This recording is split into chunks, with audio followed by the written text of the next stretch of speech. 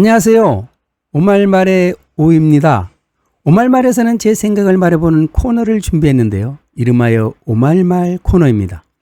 오늘은 그 35번째 시간입니다. 이번에는 의사소통이란 무엇인가에 대해 말해보겠습니다. 의사소통이라는 것은 사람들 사이에서 서로 간에 생각을 주고받는 행위입니다.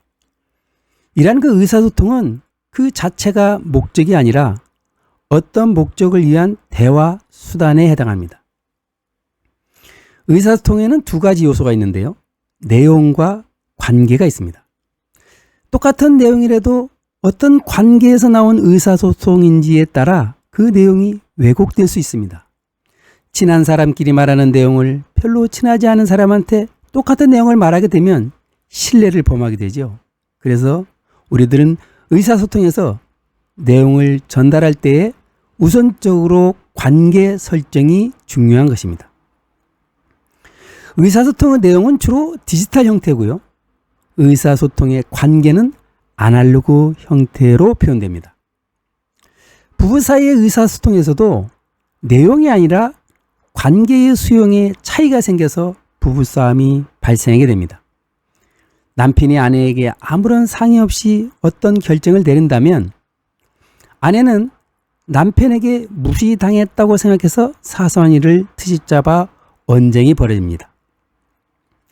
의사소통의 관계는 상하구조와 친소의 차원에서 분석될 수 있는데요. 상하관계라는 것은 의사소통의 통제력을 누가 갖고 있느냐고요.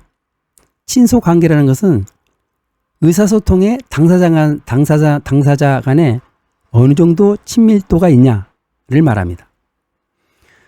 의사소통의 통제는 협상을 통해서 서로가 받아들일 수 있도록 해야 하고요. 일방적인 독점 상태를 추구해서는 안 됩니다.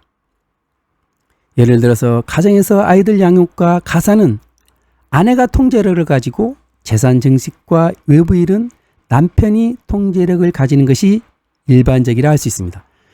의사소통의 통제는 의사소통의 내용 측면이 아니라 의사소통의 상황에 기인합니다. 그러므로 사람들은 통제력을 갖기 위해 상황에 맞는 대화 형태를 취해야 되는 것이죠.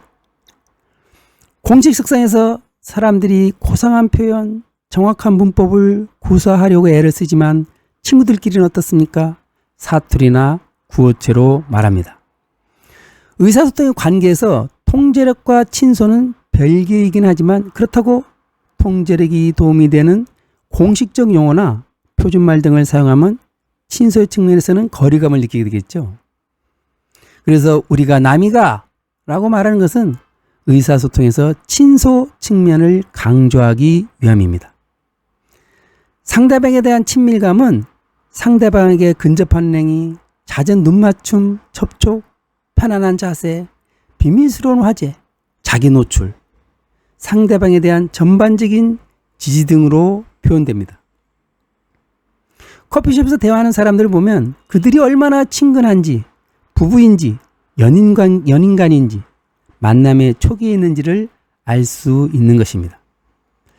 관계의 친밀성은 두 사람 사이에서 어떤 형태로 합의가 이루어지며 그에 알맞은 수준의 행위에 대해서는 어떤 문제가 생기지 않습니다. 그러나 합의된 정도를 넘어서 지나치게 친밀한 행위를 보인다거나 소원한 행위를 나타낸다면 의사소통의 문제로 떠오르게 되지요. 길가에서 몇 번 이야기해 본 정도인데 남자가 지나치게 근접하거나 손을 잡으러 든다면 여자는 불쾌감을 느낄 것입니다. 아직 그 정도 친하지 않았다는 것이죠. 의사소통에서는 내용과 관계를 항상 염두에 둬야 합니다. 아무리 좋은 관계에 있는 사람들 사이라고 해도 상황에 따라 적절한 대화를 이끌어야 합니다.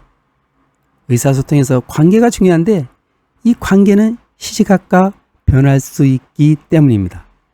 지금까지 의사소통이란 무엇인가에 관해 제 생각을 얘기해 보았습니다. 이상 오말마레오였습니다. 안녕히 계세요.